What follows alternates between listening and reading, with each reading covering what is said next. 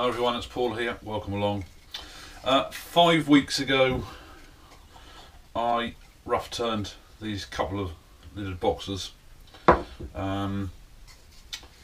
weighed them. I thought there might be a little bit of moisture in them, and I think this one, the oak one, both sections have lost 1 gram in weight. It's absolutely minute, and I think with the Spalted Beech it's a lot bigger and thicker. Lost I think 1 gram off the lid, 2 grams off the base. So I'm going to have a go at finishing these off. I may not video on both.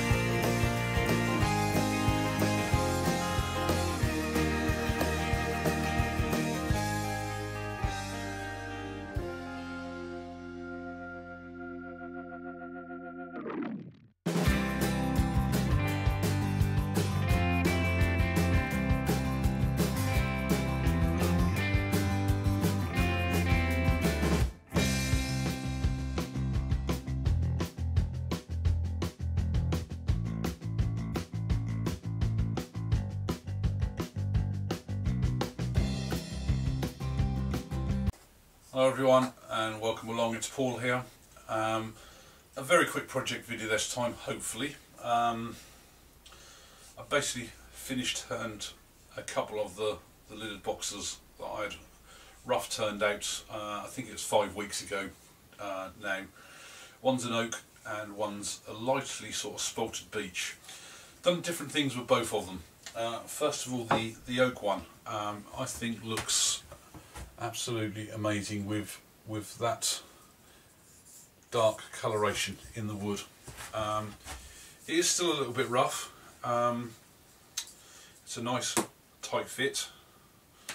Insides actually come out quite nicely. Grain lines up. My only issue, it has got an odd little bit of a crack here and there, which I'm not too bothered about. It's especially with that dark piece, it does feel more like a rustic piece. And my main problem I seem to keep doing is either putting the lids on too tight, which causes them to split, so I have to do a repair there, or alternatively when I go to finish off the bottom, my jam chuck is too tight and I split it there.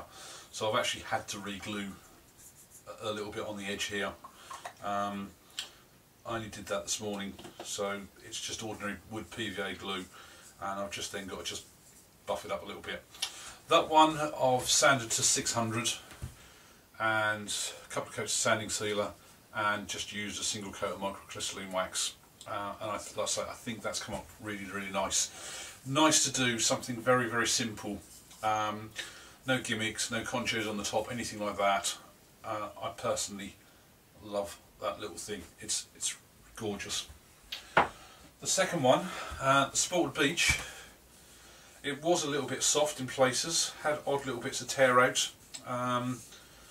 The grain matched up nicely. That side actually stops there, which is as it should be. It's a lovely fit, it really is. Again, odd little bits of tear out again, but that's probably to be expected because with this Spalted Beech, because it is so soft. I've done something different with this one on the finish.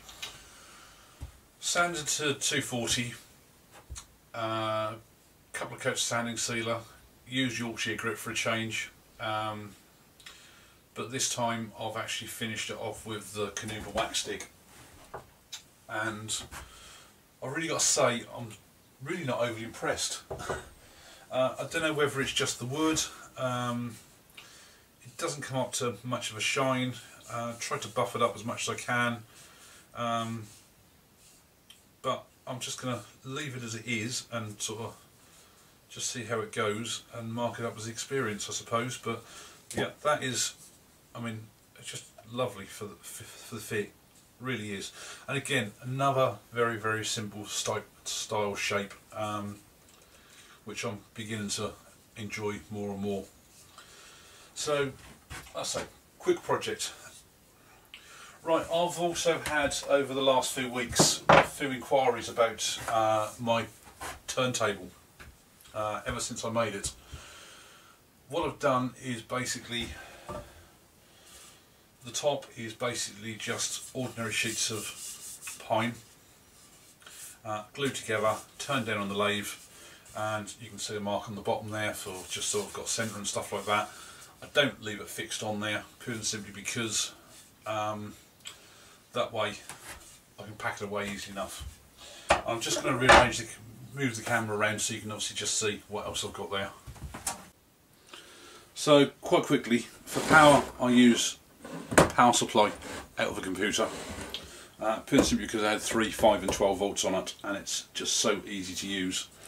The base, I've basically just taken out the centre, and there's a stepping motor in there, 5 volt stepping motor. And if you look back on one of my previous projects where I did a rotating platform for my GoPro, I'm sure there's bits on there. Lazy Susan in there, and the whole thing just rotates around.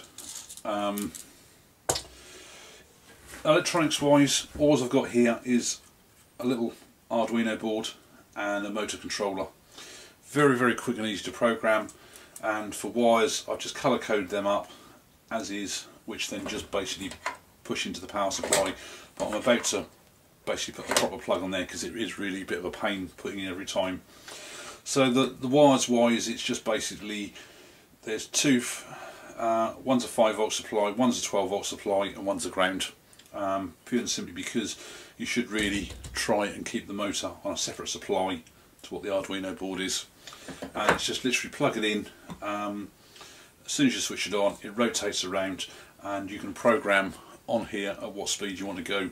And as far as the board goes, I just usually manually put it on there like that, let it spin a few times. You can obviously see where it's off centre, and away it goes. So a very quick and simple project.